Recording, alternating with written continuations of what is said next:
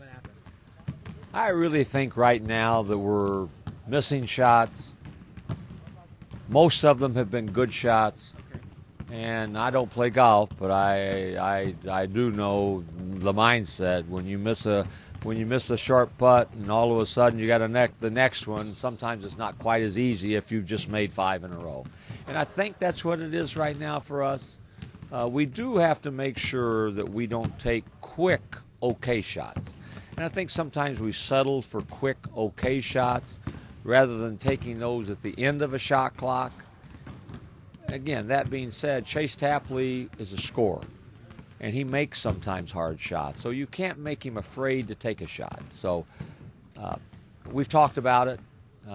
Again, you have to know who you are, and you have to know the flow of a game. If you missed a couple in a row, get to the free throw line, where we're shooting better than anybody in the league. Take it to the rim and find another way to get an opportunity to score.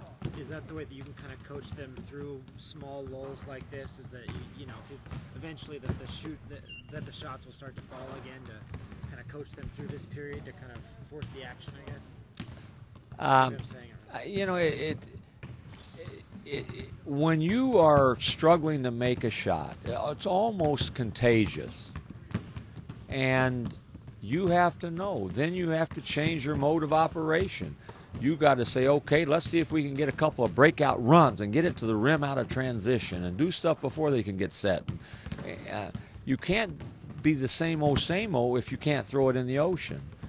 So, but if you get a shot, you have to be able to step up and make it also. You're not going to win if you can't make some open shots. And the last 2 games, we have missed a lot of good shots. In terms of your effort on defense, has that maintained?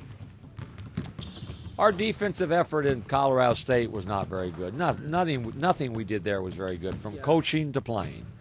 I thought against Boise it was pretty good. I thought we were pretty good. They got stuff to start the second half when we talked about win the first 4 minutes because we turned the ball over. You can't have live ball turnovers that lead to runouts. After the first couple minutes of the second half, they went from the 18-something mark to the 5-something mark, and it scored 3 points, 1 basket and 2 free throws. So we defended pretty good in those stretches. But we did not. Colorado State and Boise State, to me, were different kinds of games. Can you talk about free throw shooting, Coach? I'm sorry? Can you talk about free throw shooting? Last game you guys shot 25 of 29. You guys have really progressed over the season. We are the best free throw shooting team in the league right now, statistically. And I thought going in that we would be a good free throw shooting team. And through non-conference play, we were 8 out of 8. Now we're first out of 8. Your better free throw shooters are shooting more. And that's Tapley and Jamal and Xavier Thames. But we're making them. We're all making them. And we should be a good free throw shooting team. Coach, when people defend you, have you noticed them doing anything differently these past couple games? Not really. Not really. I mean, everybody tries to play our ball screens. We do a lot of ball screens.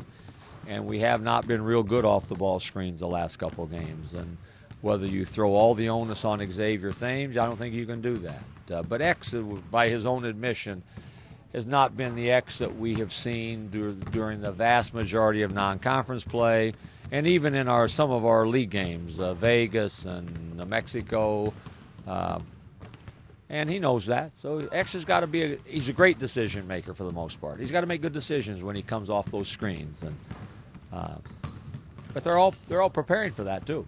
So you've got to make sure that you're a little bit better executing than they are preparing for it. Is his knee acting up at all, or is that a thing of the past? No, he tweaked it a little bit in the Air Force game. They were almost ready to let him shed the brace, and then it didn't hurt it, but they just tweaked it enough to where they say, let's keep it on. And he doesn't want to keep it on, but he knows that he probably should keep it on. But I don't think that that's the issue. With Garrett Green, is there a reason his minutes have gone down from starter to 5, I think it was last game, or is it just kind of the flow of the game? Yeah, we went from playing too big starting and we had a more of a natural rotation with 2 bigs on the floor to start with. Now we're playing 1 big to start with, and I have to make a decision who comes and who goes, and Garrett, unfortunately for him, has been the odd man out.